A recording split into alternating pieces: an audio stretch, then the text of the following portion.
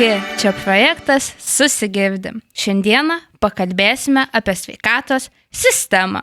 Esu jaunimo atstovė Auksė, taip pat turime senjorų atstovę Oną. Sveiki, Ona. Labą dieną.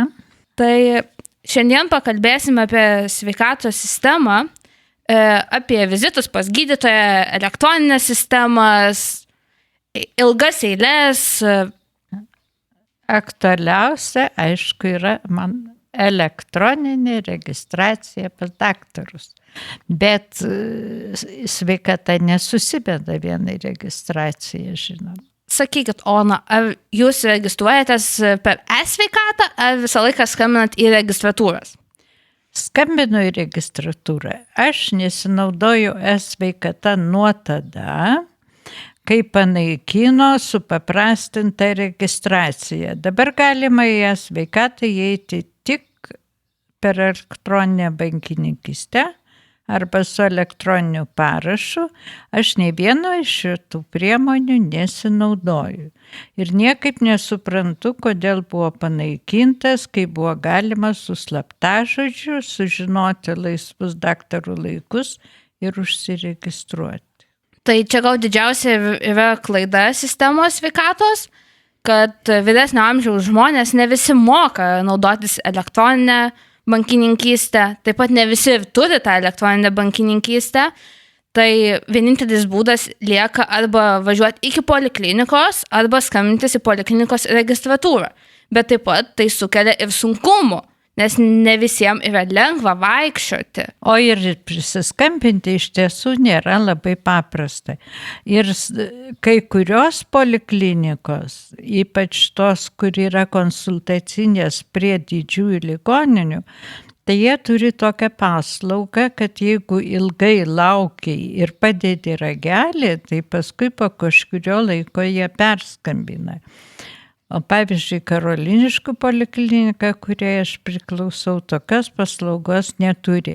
Ir ten gali lauki nuo tų jų pastabų, kad registruokitės elektroniniu būdu, tai net ausis paskausta belaukiant kartais. Tai tikrai su registracija yra didžiulė netvarka, sakyčiau. Kas liečia Karoliniškių polikliniką, tai pačiai teko išbandyti ne vieną kartą, kai skambinės į registratūrą ir lauki po 45 minutės, 50 minučių ir tau nieks nepakelia.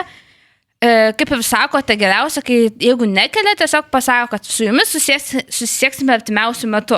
Tai yra žymiai patogiau ir nereikia laukti, o ypatingai pas tam tikrus specialistus, kardiologus, ortopedus, reabilitologus, yra eilės milžiniškos, tikrai, iš asmeninės patirties sakau, ir kai tu pamatai sistemoje vieną laisvą vietą, bandai prisiskambinti, nes kol tu supranti, kad kol tu užsiregistruosi toj e-sveikatoj, tai tiek praeis laiko, vien prisijungti reikia kokių 3 minučių.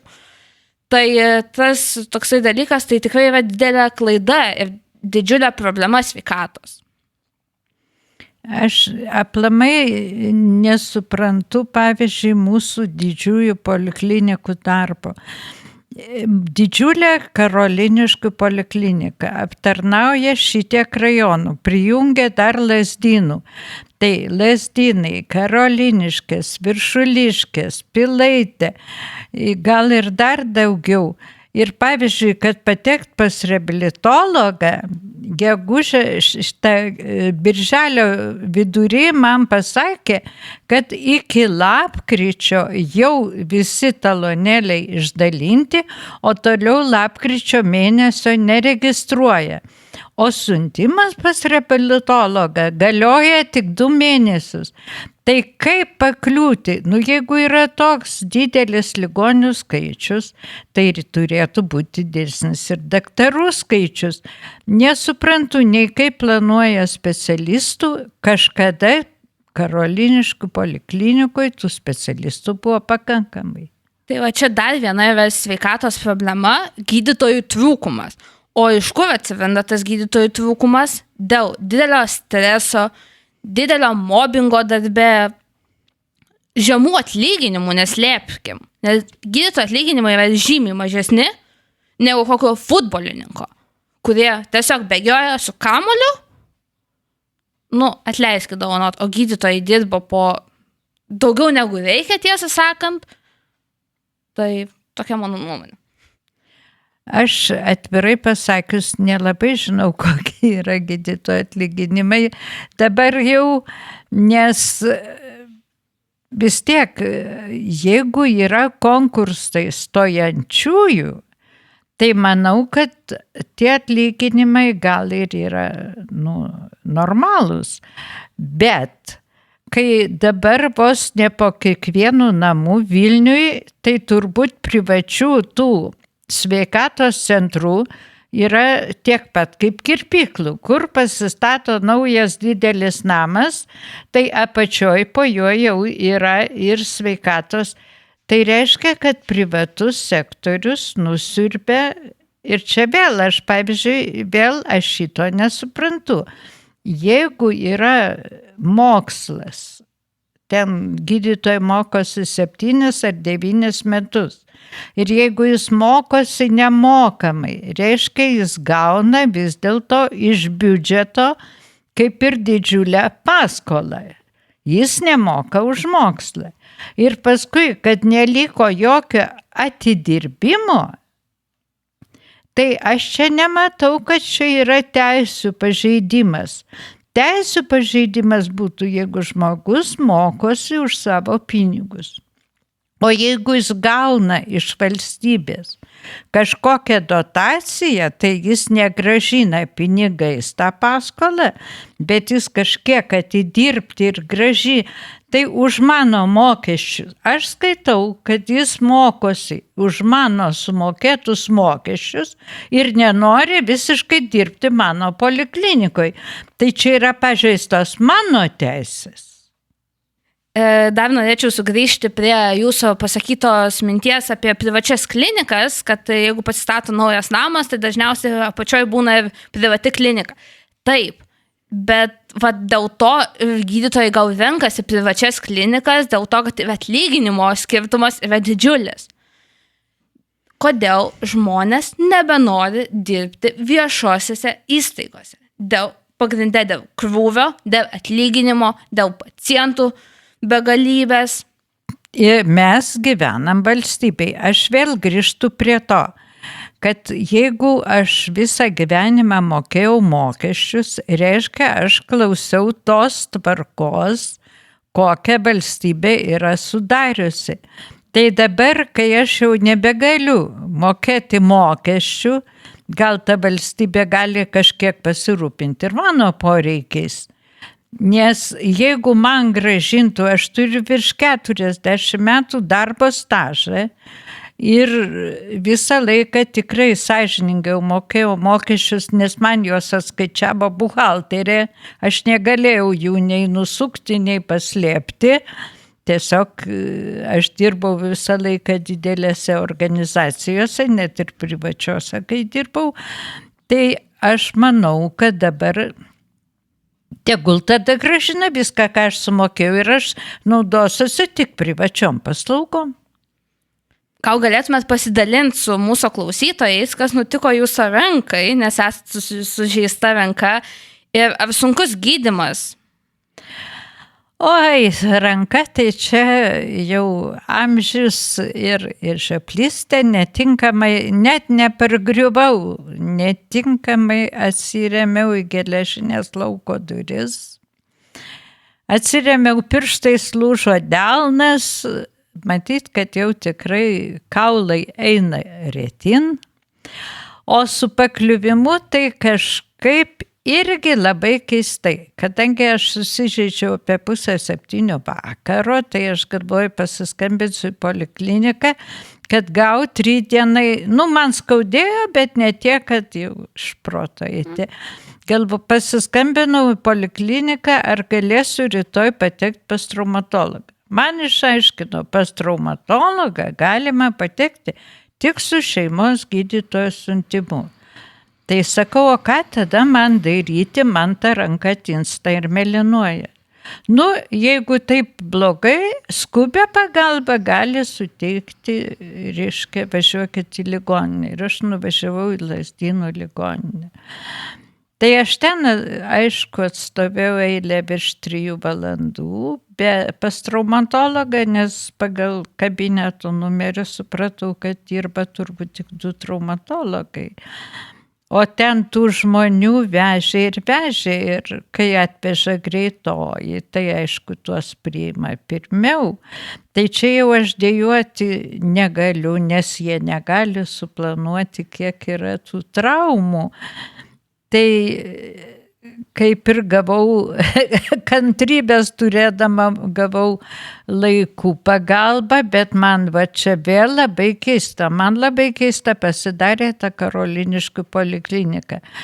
Tai jeigu aš susižeidžiau iš vakaro ir galiu, kad aš tą vakarą jau manęs nepriėmė, tai bet kodėl aš negaliu ryte gauti skubaus talonėlio pas traumatologą? Matosi ranka ištinus, pamėlynavus. Tai ne, aš turiu laukti pas šeimos gydytoją, kad jis mane siųstų pas traumatologą. Tai ką tas šeimos gydytojas pamatos, kokio mėlynumo ir kokio storumo? Taigi aiškiai matosi, kad ranka sužeista, ne vidaus kažkokie organai. Man tiek yra nelogikos, kaip pacientui, labai daug nelogikos poliklinikos darbe. Tikrai sutinku su jumis dėl to, kad mūsų sveikatos sistema kuo toliau, tuo ritasi žemyn. Ir tai labai labai liūdina iš tiesų. Bet dar norėčiau sureaguoti jūsų pasakymą, kad jeigu atvažiuoja į ligoninę su greitąja, tai dažniausiai jos pirmus priima. Tikrai ne. Tai ypatingai kaip Lazdynų ligoninė skirsto pacientus, iš savo patirties esu susidūrus, kad atvažiavus su greitąja 7 valandą vakaro pas terapeutą, tu pakliuvai 5 ryto. Taip, čia buvo su močiute tokia situacija. O pas atvažiavęs be greitosios, pas terapeutą pakliuvai per pusvalandį. Ir ties reitingavimas skubumo, čia yra tokia nesąmonė, turėjo palengvinti medikų darbą, bet kuo toliau, to vis blogyn eina. Nes nieks neatsižvelgia į tavo būklę, nelabai galvojate, medikai nelabai stengiasi, ypatingai Lazdynų ligoninė, tai yra viena iš blogiausių ligoninių Lietuvoje. Kadangi aš mačiau, bet kai aš laukiau savo, reiškia, bėdos, tai man iš vienos pusės irgi buvo truputį juokinga, ten atstovėjus kažkiek laiko man pamatavo spaudimą. Aš galvoju, ką prie sumušimo turi bendros spaudimas.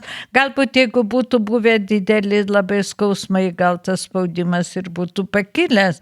Bet ten, reiškia, absoliučiai visiems matavo tą kraujo spaudimą.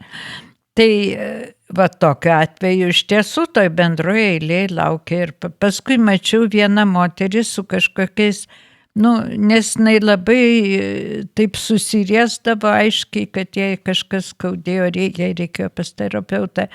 Labai ilgai tikrai laukia ir galvoju, žmogus su skausmais, bet ją atvežė ne greitoji, ją atvežė savi, matyt galvodami, kad paklius greičiau, o išėjo atvirkščiai. Su lūžiais, tai man atrodo, ką atvežė greitoji, tuos anksčiau priėmė, lyginant su tuos, kaip patys žmonės atvažiavo. Šito negaliu nei ginčytis, nei pritarti jums, nes neteko patirti to dalyko, bet kas liečia kitus dalykus, terapeutus, ortopedus, jeigu nedarimtos traumos atvažiavai, ten tiesiog, kad, nežinau, pirštas iškrypo ten ir žmogus atvažiavo su greitąja lūžusia koja, tai aišku, jį greičiau priims. Bet tas reitingavimas, dar galim grįžti prie tos temos, kad vaikų ligoniniai, pavyzdžiui, Santariškių vaikų ligoniniai irgi yra tas reitingavimas, bet jokių eilių. Nei suaugusių Santariškių ligoniniai nėra jokių eilių, nei vaikų ligoniniai, Antakalny irgi greitai, būtent su Lazdynų ligoninė visą laiką tos problemos. Ir čia jau nebe pirmus metus. Prieš karantiną buvo tas pats, karantino metu tas pats, po karantino jau kiek metų, ačiū Dievui, bet, sistema nesikeičia. Aš galvoju, gal čia yra kažkaip visi, aš, pavyzdžiui, net nesugalvočiau, kad po traumos važiuoti kur nors kitur. Man liktai, čia yra greitosios pagalbos ligoninė. Tai gal čia va taip visi masto ir tie srautai. Tikrai ten visą per tas 3 valandas, kur aš laukiau, tengi yra tablo, tai per tas 3 valandas daugiau kaip 100 numeriukų priregistravo. Tai ką tai reiškia? Antplūdis yra labai didelis, tada ten turi dirbti labai daug daktarų. O sakau, man atrodo, dirbo tik 2 traumatologai. Tai, jeigu tai yra viena iš pagrindinių ligoninių greitosios pagalbos, ten turėtų priiminėti žymiai daugiau specialistų tikrai. Taip, nes Lazdynai yra viena iš, ne pati didžiausia tai yra Santariškių klinikos, ten iš visos Lietuvos atvažiuoja žmonės, bet su Lazdynų ligoninė, tas pats, jeigu atvažiuoji į ligoninį priėmimo skyrių, tu neturi tiesiog elementariausiai, kur pasistatyti mašiną. Jeigu tu atveži pacientą, tu neturi kur pasistatyti mašinos. Žmonės statosi, kur neleistina netgi. Nes nėra kur pasistatyti. Tu atvažiuoji gauti pagalbos, tu neatvažiuoji tiesiog į ligoninės. Gal kažkas ir tiesiog atvažiuoja, aš nežinau šito dalyko. Ne, lankytojai gali atvažiuoti, bet tai taip, bet yra lankymo valandas tam skirtos. Ne, tai dabar jie iš viso padarė, ten anksčiau bent 55 autobusas priveždavo prie pat durų. Pavyzdžiui, gerai, kad aš dabar susižeidžiau ranką ir gyvenu netoli, tai aš nuėjau su ta ranka, man skaudėjo, bet ne tiek, kad jau aš negalėčiau. Bet reiškia, ar žmogų išrašo, ar žmogus pabudėjęs prie savo artimo žmogus, jau viskas į ligoninę neužveža joks autobusas. Jau ir 55 važiuoja pro šalį kažkur į kitą gyvenamą mikrorajoną. Žodžiu, aplamai jinai yra, nežinau, kažkodėl tokia, kuo toliau, to blogiau iš tiesų. Sakykit, dabar klausant jūsų, kilo tokia kaip ir dar viena tema. Ar esate davusi kyšį kažkada gydytojams ir ar pritartumėte tam? Aš dabar galiu pasakyti, kad žodis kyšis mano sąmonėje yra didelis.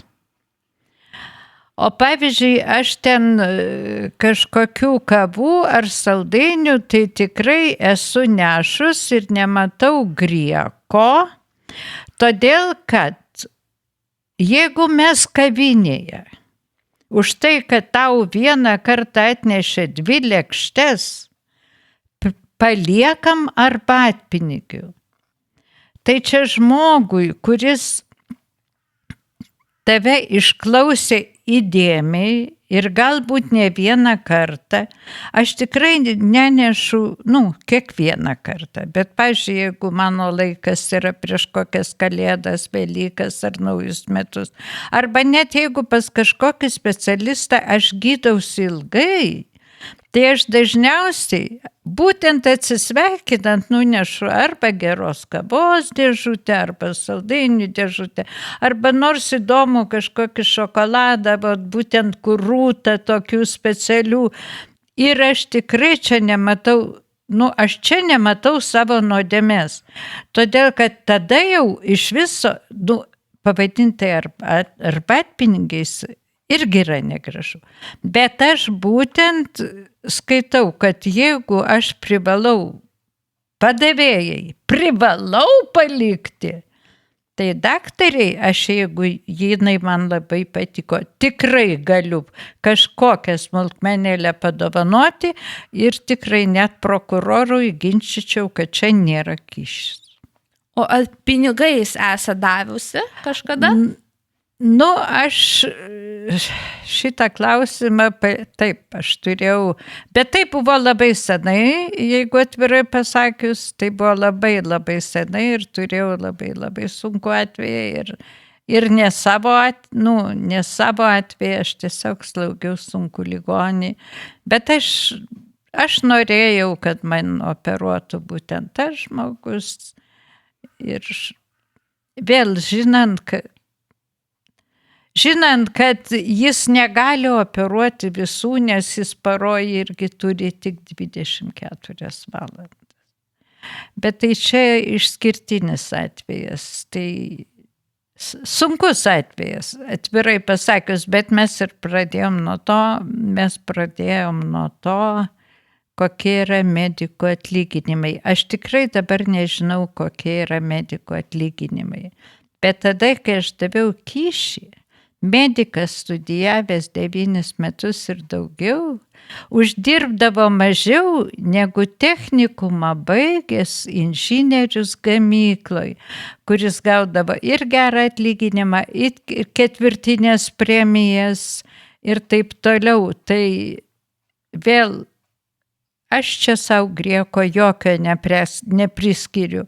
Jeigu man atrodė, aš matau neteisybę, aš norėjau paslaugos, aš už ją atsilyginau. Bet ar dabar duotumėt kyšį, piniginį kyšį? Bet į šitą klausimą, žinot, kaip aš niekada neatsakinėjau, kas būtų, jeigu būtų. Aš šitą klausimą kažkada ginčiausi su savo tėvu, kai aš dar buvau mokinė. Ir jis, mes labai mėgdavom pasiginčyti, ir jis kažkaip manęs paklausė, ar tu duotum kyšį, jeigu mane operuotų? Sakiau, neduočiau kyšio net jeigu mane operuotų. Bet tai aš neturėjau net 20 metų. Aš nežinau, kaip būtų, jeigu aš turėčiau labai labai sunku ligonį, arba jeigu aš pati būčiau labai bejėgiškai padėti. Yra momentų, aš galiu dabar pasakyti bet ką, bet aš nežinau, kaip aš pasielgčiau labai sunkių momentų. Iš principo, aš esu prieš kyšius, bet aš labai pykstu už kyšius valdininkam ir, sakyčiau, visiškai kitaip matau kyšius labai sunkių specialybių žmonėm. Aš tikrai jų negituoju, neteisinu, bet kol valstybė nesureguliavo teisingo apmokėjimo, nežinau, ar aš taip kietai smerkiu tuos kyšius. Tikrai ačiū, kad nuoširdžiai pasidalino, tai aš pasidalinsiu savo patirtim. Tai aš tikrai piniginių kyšių, tai esu prieš piniginius kyšius, bet kas liečia saldainius, kavos, gėlės nešimo, aš nesakyčiau, kad tai yra kyšis. Kai tu su draugu susitinki, pavyzdžiui, jeigu tavo draugas yra gydytojas, tu jam duodi gėlės, tai viskas reiškia, tu kyšį davei. Yra labai nelogiška ir nesuprantu šito dalyko ir nemanau, kad kažkada suprasiu, kad saldainiai, kažkoks piešinys netgi vadinasi kyšiu. Kodėl tada kavinės darbuotojai padavėjai, kai paliekam arbatpinigius, tai nesivadina kyšiu? Tai būtent, kad yra, kaip priimta, pavyzdžiui, aš tai, nevaikštau į labai prašmatnės kirpyklas, bet aš žinau, kad ponios, kurios eina į labai prašmatnės kirpyklas, ten irgi palieka arbatpinigius. Tai jeigu aptarnavimo sferoje yra priimta kažkaip tai atsidėkoti šalia tikrojo atlyginimo, tai čia irgi yra, darbas su žmonėmis, aptarnavimo sfera. Tai kodėl čia taikomi visai kitokie standartai? Sakykit, dar taip klausant jūsų, kažkaip kilo dar viena tokia idėja, kurios gal dar neaptariam. Tai ar teko jums susidurti, kad su jaunesniais gydytojais elgiasi gražiau negu su vyresniais gydytojais? Man atrodo, čia labai priklauso nuo žmogaus. Aš esu sutikusi kurie elgesi gražiai ir kurie elgesi negražiai. Man atrodo labai, gydytojas kaip žmogus, koks jisai yra. Vieni iš tiesų yra tai buvę, kai sakė, ko norite, pasą pasižiūrėkit. O aš tada tiesiai ir pasakiau, aš nenoriu į grožio konkursą, man skauda, prie ko čia pasas. Tai, bet yra ir tokių gydytojų, kurie kaip tik liktai, ir užjaučia ir supranta, kad tokiam amžiui jau yra ne viena liga ir kad yra sunku ir derinti, ir vaistus derinti, ir viską. Tai sakyčiau, kad čia yra, kas per žmogus yra daktaras? Koks jis yra žmogus? Tikrai taip sutinku su jumis, labai priklauso ir nuo žmogaus. Ir negalima sakyti, kad būtent su jaunesniais gydytojais elgiasi pagarbiau, nes žiūrint iš pačių gydytojų pusės, kad kuo jaunesnis gydytojas, teko pačiai susidurti ne kartą, kad ateini ir tau sako, tai tu pažiūrėk į savo amžių, tu jauna, kokios ligos pas tave. Ir taip kažkaip atsidūsti ir galvoji, tai kodėl tada visos kenčia kūdikiai, žmonės, kurie, nieko blogo nepadarė tam pasauliui, tai, tas palyginimas, kad tu jaunas, tu senas, čia yra tiesiog nelogiška.